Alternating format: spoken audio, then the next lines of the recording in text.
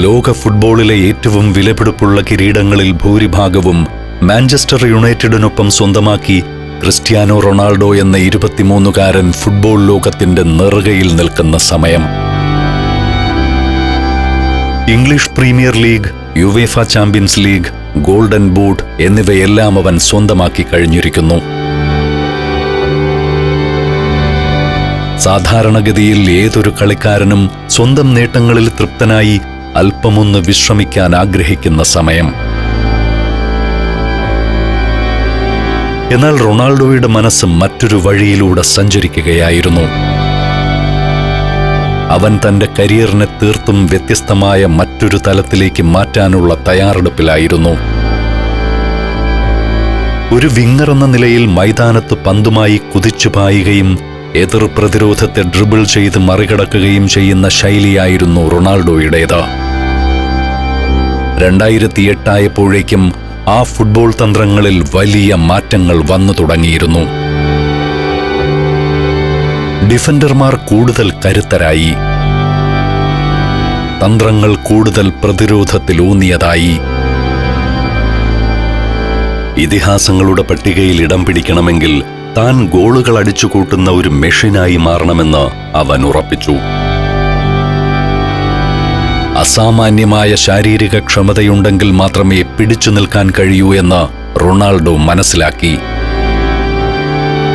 പരിശീലന ഗ്രൗണ്ടായ കാരിങ്ടണിൽ ഏറ്റവും ആദ്യമെത്തുന്നതും ഏറ്റവും അവസാനം മടങ്ങുന്നതും റൊണാൾഡോ ആയി മാറി. ശരീരത്തിലെ കൊഴുപ്പിന്റെ അളവ് അവൻ ഗണ്യമായി കുറച്ചു.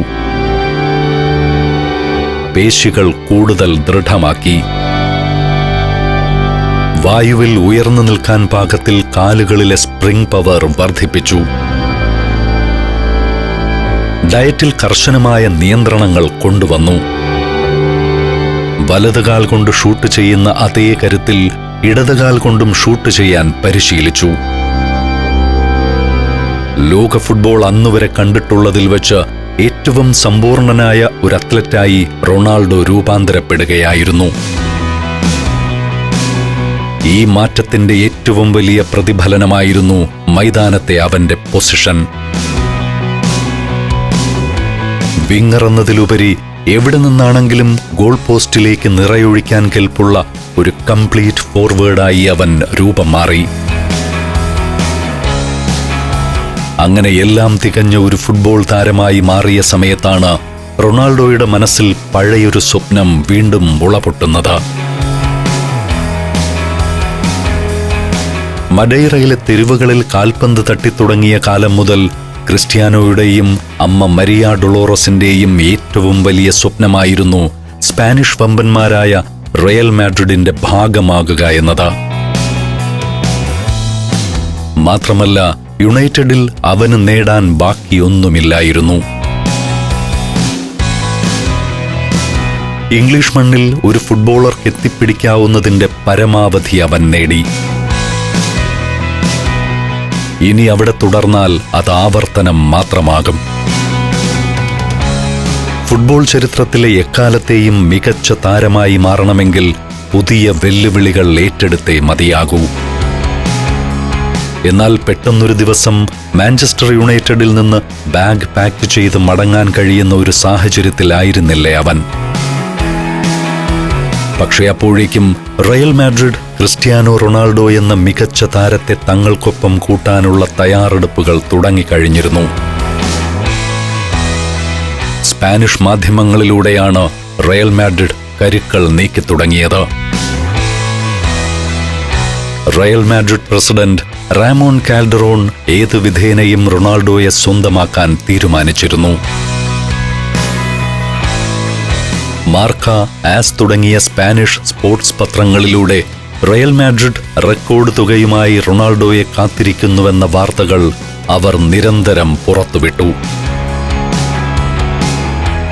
ഇംഗ്ലീഷ് മാധ്യമങ്ങൾ ഇതിനെക്കുറിച്ച് റൊണാൾഡോയോട് നിരന്തരം ചോദിച്ചുകൊണ്ടിരുന്നു. യുണൈറ്റഡിൽ തന്നെ തുടരുമെന്നുറപ്പിച്ചു പറയുന്നതിനു പകരം ഭാവിയിൽ എന്ത് സംഭവിക്കുമെന്ന് ആർക്കുമറിയില്ല, യൂറോ കപ്പിന് ശേഷം നോക്കാം തുടങ്ങിയ അവ്യക്തമായ മറുപടികൾ നൽകി റൊണാൾഡോ ഒഴിഞ്ഞുമാറി. ഈ വാക്കുകളെ മാധ്യമങ്ങൾ വലിയ രീതിയിൽ ആഘോഷമാക്കി. റൊണാൾഡോയുടെ മനസ്സിൽ റയൽ മാഡ്രിഡ് കയറിക്കൂടിയെന്ന് ഫുട്ബോൾ ലോകം തിരിച്ചറിഞ്ഞു. ഈ കോലാഹലങ്ങൾക്കിടയിലാണ് അന്നത്തെ ഫിഫ പ്രസിഡന്റ് സെപ്പ് ബ്ലാറ്റർ വിവാദപരമായ ഒരു പ്രസ്താവന നടത്തുന്നത്.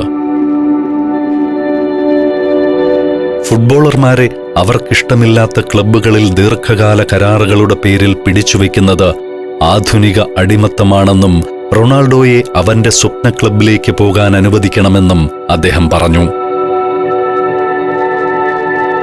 റൊണാൾഡോ ആരാധകർ അപ്പോഴും അദ്ദേഹം മാഞ്ചസ്റ്റർ വിട്ടുപോകുമെന്ന് പ്രതീക്ഷിച്ചിരുന്നില്ല.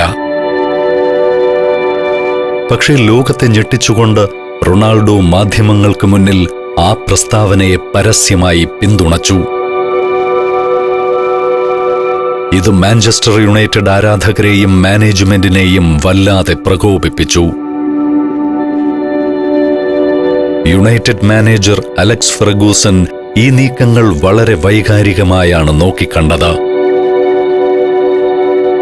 റൊണാൾഡോയെ വിൽക്കുമോ എന്ന മാധ്യമങ്ങളുടെ ചോദ്യത്തിന് അവർക്ക് ഞാൻ ഒരു പുല്ലും കൊടുക്കില്ലെന്ന് അദ്ദേഹം തുറന്നടിച്ചു.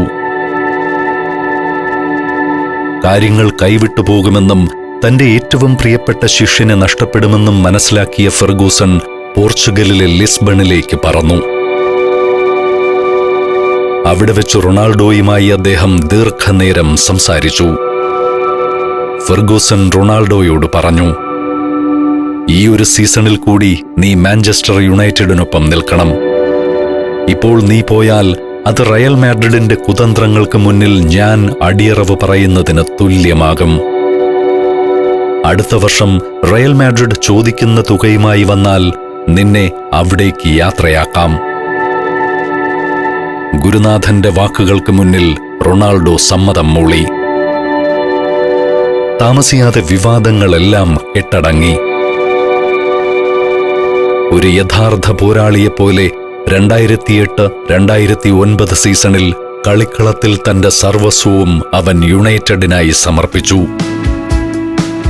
തുടക്കത്തിൽ ഓൾഡ് ട്രാഫോർഡിലെ കാണികൾക്കിടയിൽ ഒരുതരം ആശയക്കുഴപ്പമുണ്ടായിരുന്നെങ്കിലും ഗാലറിയുടെ സംശയങ്ങളെ റൊണാൾഡോ തന്റെ ബൂട്ടുകൾ കൊണ്ട് നേരിടുകയായിരുന്നു.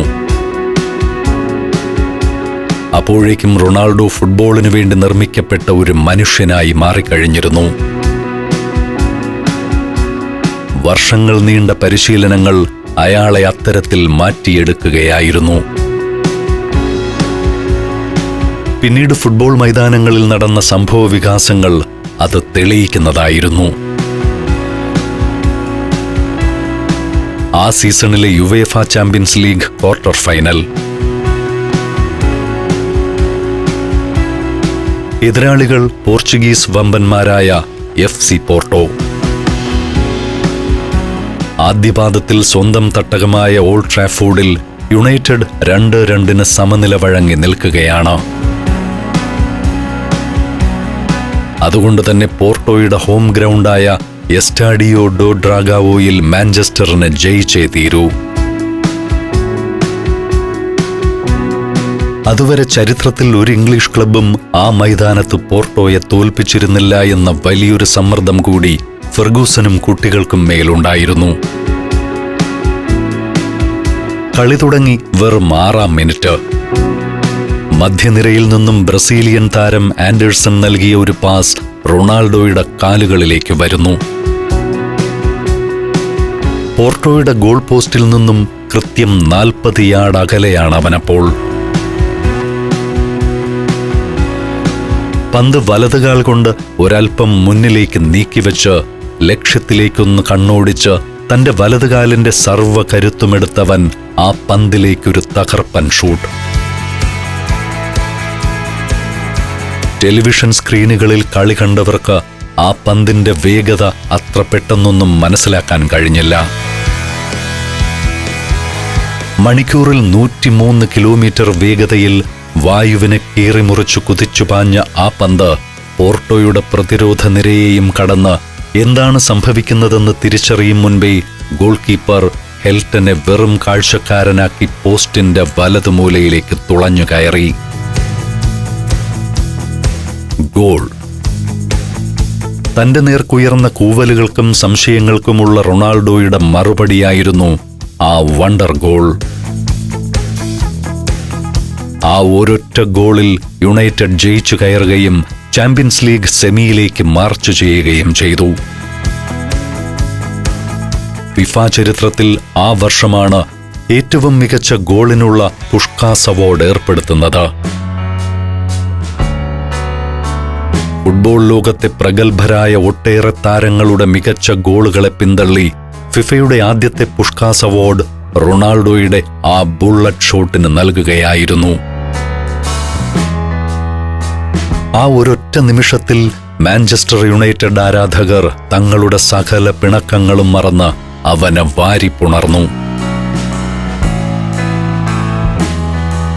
Alaska, Romania, Austria, Slovakia, Phuket 5 രാജ്യങ്ങളിൽ നിന്നുള്ള അപൂർവ സുന്ദരമായ അനേകം കാഴ്ചകൾ ഫുൾ HDയിലുള്ള ഈ അപൂർവ ദൃശ്യയാത്രാ വിവരണ ശേഖരം സ്വന്തമാക്കാൻ 99544422 എന്ന നമ്പറിലേക്ക് സഞ്ചാരം എന്ന് SMS ചെയ്യൂ. കണങ്കാലിനേറ്റ പരിക്കിനെ തുടർന്ന് ശസ്ത്രക്രിയ കഴിഞ്ഞു വിശ്രമത്തിലായിരുന്ന റൊണാൾഡോയ്ക്ക് ആ സീസണിന്റെ തുടക്കത്തിലെ ചില മത്സരങ്ങൾ നഷ്ടപ്പെട്ടിരുന്നു. എന്നാൽ പരിക്കിൽ നിന്ന് മുക്തനായി കളത്തിലേക്ക് മടങ്ങിയെത്തിയത് ഇരട്ടി കരുത്തോടെയായിരുന്നു. പോർട്ടോയ്ക്കെതിരെ ആ മാന്ത്രിക ഗോൾ വെറുമൊരു തുടക്കം മാത്രമായിരുന്നു. ആ സീസണിലുടനീളം റൊണാൾഡോ തന്റെ പ്രതിഭയുടെ അങ്ങേയറ്റം പുറത്തെടുത്തു. റയൽ മാഡ്രിഡ് എന്ന വലിയ സ്വപ്നം മനസ്സിൽ അലയടിക്കുമ്പോഴും മാഞ്ചസ്റ്ററിന്റെ ചുവന്ന കുപ്പായത്തിൽ അവൻ ചോരയും നീരും നൽകി കളിച്ചു. പ്രീമിയർ ലീഗിലെ ഓരോ മത്സരത്തിലും ആ പോരാട്ട വീര്യം ഇംഗ്ലീഷ് ആരാധകർ കണ്ടു. എതിർ ടീമിന്റെ ഡിഫൻഡർമാർ എത്ര കടുത്ത ടാക്കിളുകൾ നടത്തിയാലും ഗാലറികളിൽ നിന്ന് എത്ര കൂവലുകൾ ഉയർന്നാലും അതൊന്നും അവനെ തളർത്തിയില്ല. യുവേഫ ചാമ്പ്യൻസ് ലീഗിലും അവന്റെ കാലുകൾ മായാജാലം സൃഷ്ടിച്ചു.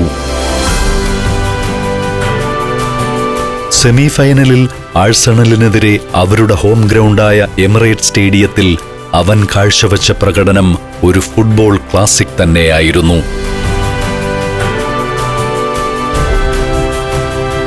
40 വാര അകലെ നിന്ന് അവൻ തൊടുത്ത ഫ്രീ കിക്ക് ഗോൾ കൂടാതെ വെറും 9 സെക്കൻഡുകൾ കൊണ്ട് യുണൈറ്റഡ് സ്വന്തം ഹാഫിൽ നിന്ന് നടത്തിയ മിന്നൽ കൗണ്ടർ അറ്റാക്കിൽ ഒരു ചീറ്റപ്പുലിയെപ്പോലെ ഓടിയെത്തി അവൻ നേടിയ 3ാമത്തെ ഗോൾ.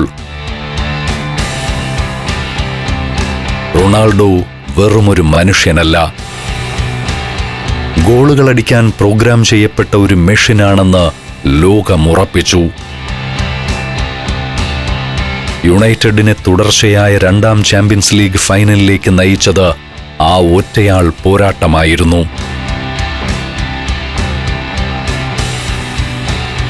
ഇംഗ്ലീഷ് പ്രീമിയർ ലീഗിൽ തുടർച്ചയായ 3ാം തവണയും മാഞ്ചസ്റ്റർ യുണൈറ്റഡ് കിരീടമുയർത്തിയപ്പോൾ അതിനു പിന്നിലെ പ്രധാന ചാലകശക്തി ക്രിസ്ത്യാനോ റൊണാൾഡോ തന്നെയായിരുന്നു. മറ്റൊരു ക്ലബിലേക്ക് പോകാൻ തീരുമാനിച്ചുറപ്പിച്ച ഒരു താരത്തിന് സ്വാഭാവികമായും ഉണ്ടായേക്കാവുന്ന യാതൊരലസതയും അവനിൽ ഉണ്ടായിരുന്നില്ല.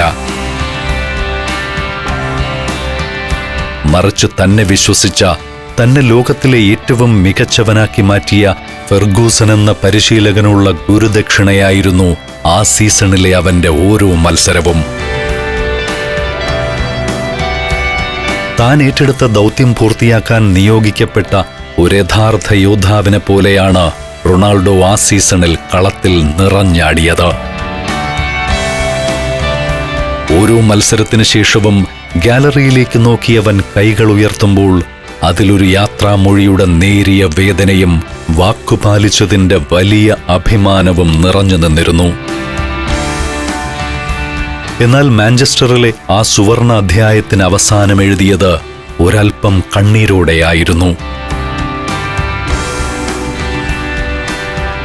2009 മെയ് 27 റോമിലെ ഒളിമ്പിക് സ്റ്റേഡിയം. അതൊരു വെറും ചാമ്പ്യൻസ് ലീഗ് ഫൈനൽ മാത്രമായിരുന്നില്ല. മറിച്ചു വരുംകാല ഫുട്ബോൾ ലോകം ഭരിക്കാൻ പോകുന്ന രണ്ട് ഇതിഹാസങ്ങൾ തമ്മിലുള്ള ഐതിഹാസിക പോരാട്ടത്തിന് അരങ്ങുയർന്ന രാത്രി കൂടിയായിരുന്നു. മറുവശത്ത് പെപ് ഗോർഡിയോളയുടെ തന്ത്രങ്ങളിൽ ഒരുങ്ങിയ ബാഴ്സലോണ, അതിലുപരി സാക്ഷാൽ ലയണൽ മെസ്സി എന്ന കൊച്ചു മാന്ത്രികൻ. എതിരില്ലാത്ത 2 ഗോളുകൾക്ക് മാഞ്ചസ്റ്റർ ബാഴ്സയോട് അടിയറവ് പറഞ്ഞു. മാഞ്ചസ്റ്ററിന്റെ പ്രതിരോധ നിരയെ കാഴ്ചക്കാരാക്കി വായുവിൽ ഉയർന്നു ചാടി മെസ്സി നേടിയ ആ രണ്ടാമത്തെ ഹെഡർ ഗോൾ റൊണാൾഡോയ്ക്കുള്ള മുന്നറിയിപ്പായിരുന്നു. ലോക ഫുട്ബോളിൽ തനിക്കൊരെതിരാളിയുമില്ലെന്ന് കരുതിയിരുന്ന റൊണാൾഡോയുടെ മുന്നിലേക്ക് സാക്ഷാൽ ലയണൽ മെസ്സി അവതരിച്ച നിമിഷം. ഫുട്ബോൾ ചരിത്രം കണ്ട ഏറ്റവും വലിയ വൈരത്തിന് അവിടെ തുടക്കം കുറിക്കുകയായിരുന്നു. ഫൈനൽ വിസിൽ മുഴങ്ങിയപ്പോൾ റൊണാൾഡോയുടെ കണ്ണുകളിൽ ആ പരാജയത്തിന്റെ സങ്കടം മാത്രമായിരുന്നില്ല ഉണ്ടായിരുന്നത്. മാഞ്ചസ്റ്ററിൽ തന്റെ വളർത്തച്ഛനായ ഫെർഗൂസന് കീഴിലെ തന്റെ അവസാന മത്സരമായിരുന്നു അതെന്ന് അവന് നന്നായി അറിയാമായിരുന്നു. ഗാലറിയെ നോക്കി കൈകൾ ഉയർത്തി പ്രിയപ്പെട്ട ഓൾഡ് ട്രാഫോർഡിനോടവൻ മനസ്സുകൊണ്ട് എന്നേക്കുമായി വിട ചൊല്ലുമ്പോൾ ആ ഹൃദയത്തിൽ മറ്റൊരു തീജ്വാല കൂടി ആളിക്കത്തുന്നുണ്ടായിരുന്നു. മെസ്സി എന്ന തന്റെ ഏറ്റവും വലിയ പ്രതിയോഗിയോട് സ്പാനിഷ് മണ്ണിൽ വെച്ച് കണക്ക് തീർക്കാനും ഫുട്ബോൾ ലോകത്തിന്റെ കിരീടം തിരിച്ചു പിടിക്കാനുമുള്ള നിശ്ചയദാർഢ്യമായിരുന്നു അത്.